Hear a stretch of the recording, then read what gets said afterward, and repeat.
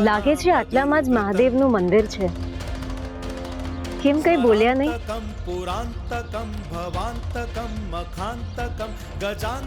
મારા કાનને તો સંભળાઈ રહી છે, પણ મારા મનને નથી સંભળાઈ રહી. માણિક, કોઈ વ્યક્તિ સ્તુતિ ગાઈ રહ્યો હોય અને જો સાંભળનારના મન સુધી ન પહોંચે તો સમજી લો કે એ વ્યક્તિ મનથી ભગવાનની ભક્તિ નથી કરી રહ્યો. આ શિવ સ્તુતિ મારા મન સુધી નથી પહોંચી રહી, પણ હા, આ ગિરનાર આખો મારા મનમાં વસી ગયો છે, જ્યાં સ્વયં શિવજીએ તપસ્યા કરી હતી અને તમામ જીવોના ઉદ્ધાર માટે એ પૃથ્વી પર રોકાયા હતા. જીવ અને શિવને જોડતો આ ગિરનાર પર્વત જોઈને એવું લાગી રહ્યું છે જાણે આમાં કંઈક તો છે જે મને ભીતરથી શાંતિ આપી રહ્યું છે. હા ભાઈ, એકદમ સાચું કહ્યું. અહીંયા આવનાર દરેક વ્યક્તિને આવો જ અનુભવ થાય છે, કારણ કે તમે જ્યાં ઊભા છો એ જગ્યાએ તે ગિરનારના સૌંદર્ય સાથે ભગવાન શિવની મહિમા કરનારા એક મહાન શિવ ભક્ત પણ અહીંયા વસે છે.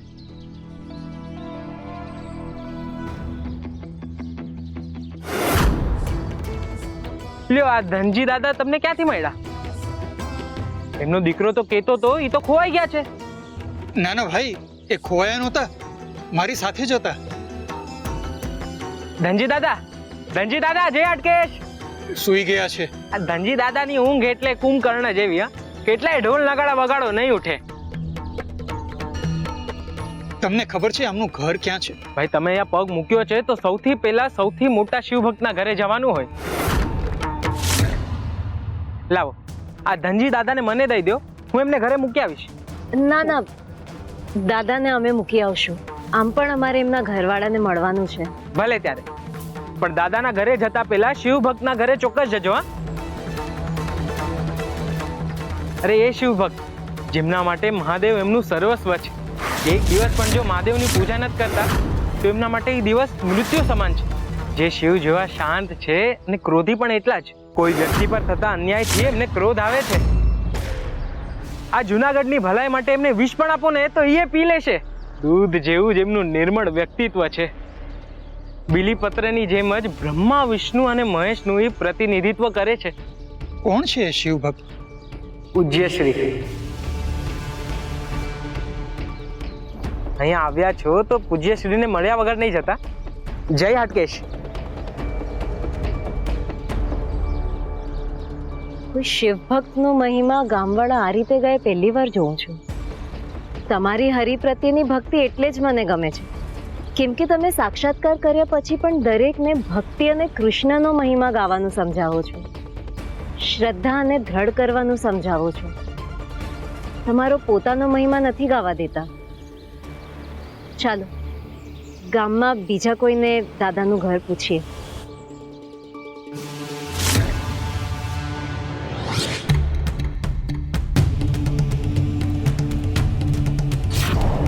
कर्पूरगारं करुणावतारं संसारसारं भुजगेन्द्रहारं ॐ त्र्यम्बकं यजामहे सुगन्धिं पुष्टिवर्धनम् उर्वारुकमिव बन्धनात् मृत्युर्मोक्षयमामृतात् ॐ त्र्यम्बकं यजामहे सुगन्धिं पुष्टिवर्धनम् उर्वारुकमिव बन्धनात् मृत्युर्मोक्षयमामृतात्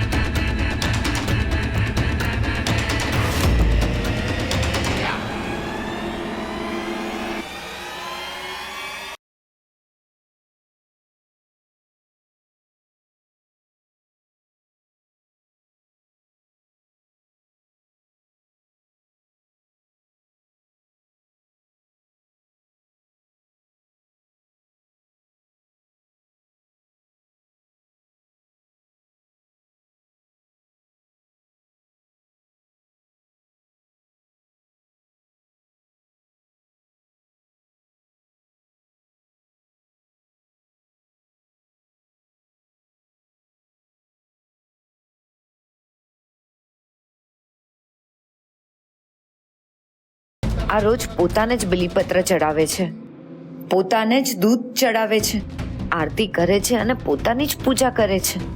આમની સાથે લગ્ન કરીને આ ઘરમાં આવી ત્યારથી જોતી આવી છું.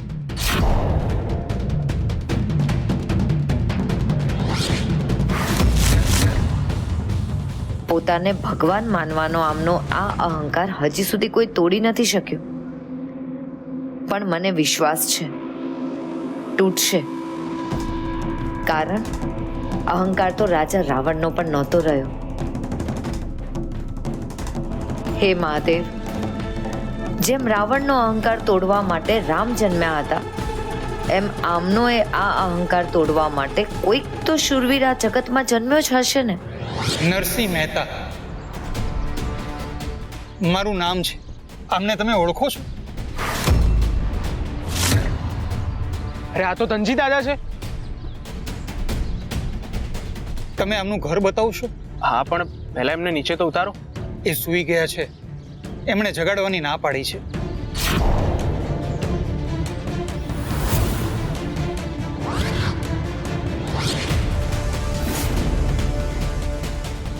આ બાળક કેટલા દિનનું છે? મહિનો થયો છે. આ ગામના નથી લાગતા. હા, અમે બીજા ગામથી આવ્યા છે. અમે ધનજી દાદાને એમના ઘેર મૂકીને જતા રહીશું. ઓલું શ્રવણીય તો કહેતો હતો કે એના બાપા ખોવાઈ ગયા છે. એની ફરિયાદ પણ એને રાજ દરબારમાં લખાવી છે. તો પછી આ માણસ કોણ હશે? એક કામ કરો, આને પૂજ્યશ્રી પાસે લઈ જાઓ. આમ પણ એમના દ્વારે એમના નવા નવા ભક્તો આવે, એમને ખૂબ ગમે છે.